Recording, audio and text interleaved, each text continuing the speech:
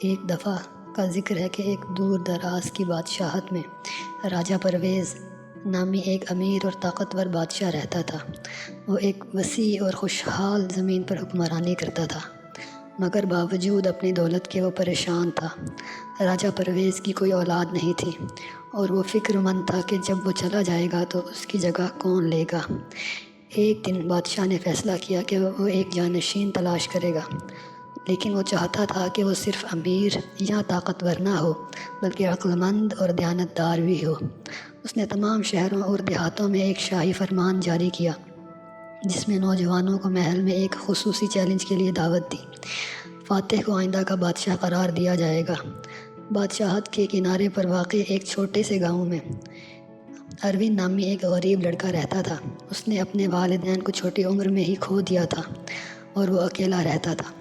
زندہ رہنے کے لیے چھوٹے موٹے کام کرتا تھا۔ اپنی مشکلات کے باوجود اروند اپنے گاؤں میں اپنی دیانتداری اور محنت کے لیے جانا جاتا تھا۔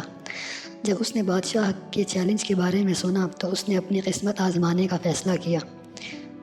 مقررہ دن پر سینکڑوں نوجوان محل میں جمع ہوئے۔ بادشاہ نے ان میں سے ہر ایک کو بیجوں کا ایک چھوٹا سا تھیلا دیا اور کہا، ان بیجوں کو اپنے کھیتوں میں بو دو۔ 6 مہینے بعد جو کچھ تم نے اگایا ہے اسے لے کر واپس آؤ۔ سب سے بڑی فصل لانے والا اگلا بادشاہ بنے گا۔ اروند اپنے بیجوں کو گھر لایا، انہیں احتیاط سے اپنے چھوٹے سے کھیت میں بو دیا۔ ہر روز وہ مٹی کی دیکھ بھال کرتا، بیجوں کو پانی دیتا اور علاقے کو صاف رکھتا، مگر چاہے وہ کتنی بھی محنت کرے بیج کبھی نہیں اگے۔ ہفتے مہینوں میں بدل گئے مگر اروند کا کھیت بنجر ہی رہا۔ دری اثنا بادشاہت کے دیگر نوجوان اپنے بڑھتے ہوئے فصلوں کی شیخی مارنے لگے۔ وہ اونچے پودوں اور پھلوں کے بارے میں بات کرتے تھے جو وہ جلد ہی کاٹنے والے تھے۔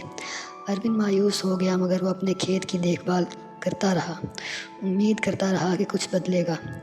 آخرکار وہ دن آن پہنچا جب سب کو محل میں واپس آنا تھا۔ اروند فکر مند تھا، جانتے ہوئے کہ اس کے پاس دکھانے کے لیے کچھ نہیں ہے، پھر بھی اس نے ایمانداری کے ساتھ اپنی خالی ٹوکری بادشاہ کے سامنے پیش کرنے کا فیصلہ کیا۔ محل میں بادشاہ نے نوجوانوں کی فصلوں کا معائنہ کیا۔ ان میں سے اکثر نے غلہ، پھل اور سبزیوں سے بھری ہوئی ٹوکریاں پیش کیں۔ جب اروند کی باری آئی تو وہ خالی ٹوکری کے ساتھ آگے آیا۔ اس کا دل شرم سے بھرا ہوا تھا اور نگاہیں جھکی ہوئی۔ راجہ پرویز نے ٹوکری کو دیکھا اور پھر اروند کی طرف دیکھا۔ نوجوان، تم نے مجھے خالی ٹوکری کیوں دی؟ انہوں نے پوچھا۔ اروند نے جواب دیا، آپ کی عظمت، میں نے آپ کے دیے گئے بیجوں کو بو دیا اور ہر روز ان کی دیکھ بھال کی، مگر چاہے میں کچھ بھی کرتا وہ اگے نہیں۔ مجھے افسوس ہے مگر میرے پاس دینے کے لیے یہی ہے۔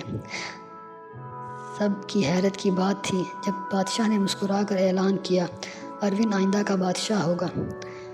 ہجوم حیرت سے ساکت ہو گیا مگر بادشاہ نے خاموشی کے لیے ہاتھ اٹھایا۔ انہوں نے وضاحت کی، جو بیج میں نے تمہیں دیے تھے وہ ابالے گئے تھے اور اگ نہیں سکتے تھے۔